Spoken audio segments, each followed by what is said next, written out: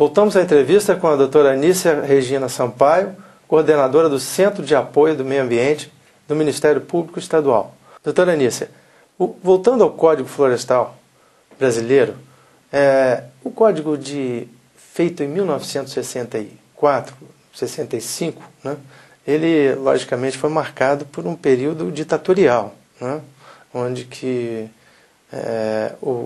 o país era coordenado de uma forma única, né, e não permitia um grande espaço de atuação dos estados. Me parece que a reforma proposta, ela abre um pouco esse espaço para que os estados possam se expressar e ter a sua legislação própria a partir de uma base mínima de preservação.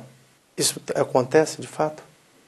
Na verdade, isso já acontece, né? Nós temos como parâmetro, por exemplo, o artigo 182 e 183 da Constituição Federal determina que os municípios, cabe aos municípios a ordenação do seu território. Então você tem um marco, né, na Constituição Federal que traça princípios, depois você tem o Estatuto da Cidade com diretrizes, e depois você tem então um plano diretor municipal que vai definir o uso e ocupação do seu território. Isso também acontece no meio ambiente natural. Na verdade, nós temos a Constituição Federal, um código florestal, né, que traça um mínimo, e depois você tem a legislação municipal, você tem códigos de meio ambiente hoje. Mas o Estado hoje não pode legislar de forma diferente? Ele pode sim, desde que essa legislação observe o mínimo que foi delegado, instituído pela norma federal, porque ela tem um caráter geral. Então, ele pode, sim, editar normas, por exemplo, se o Código Federal, né, Florestal Federal, considera 30 metros, ele pode definir 15. O que ele não pode é ter normas mais permissivas e flexíveis em relação ao que foi definido a nível federal. Porque senão você vai começar com uma briga entre estados. Certo, mas se ele de 30 ele pode definir 15, ele pode ser menos restritivo. Ele seria mais, né? Ele é mais restritivo. Seria o contrário, então, né? Seria o contrário. Ele pode definir normas mais restritivas. O que ele não pode é ampliar o mínimo legal definido pela legislação federal. Até para evitar essa briga entre estados na flexibilização da norma ambiental de forma a atrair mais investimentos. Entendeu? Certo. A legislação americana, com relação a padrões de qualidade do ar e da água, ela tem, existe a norma da EPA americana, que é para todo o país, mas os estados podem ser menos restritivos do que a própria União. Aqui não, há uma gradação que o estado só pode ser mais igual ou mais restritivo e o município igual ou mais restritivo do que o estado.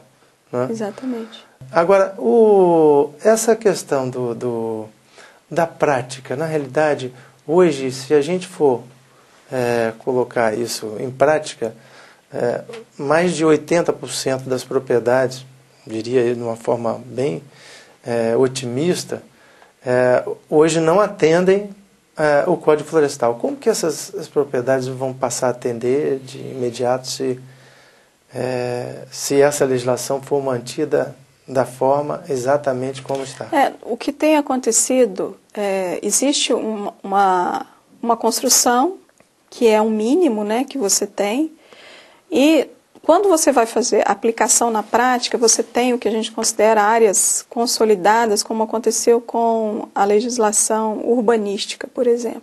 Sim. Então, nós temos áreas que foram ocupadas e que hoje têm 30, 40 anos. Então, ela tem uma tratativa diferenciada. A cidade, né? A cidade de Cachoeiro do Itapemirim foi toda construída à margem do rio. Na beira do rio. Então, o que se pede nesses casos é um estudo que identifique se há risco. Porque se há risco, você tem que fazer a remoção.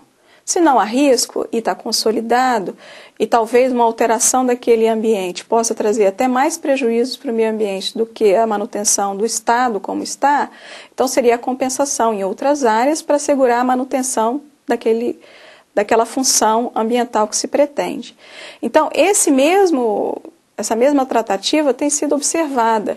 O que nós estamos buscando hoje é a valorização técnica Nós temos técnicos, pessoas que são especialistas, estudam a matéria a fundo, com aplicação em campo e que nos demonstram que isso é viável ou isso não é viável.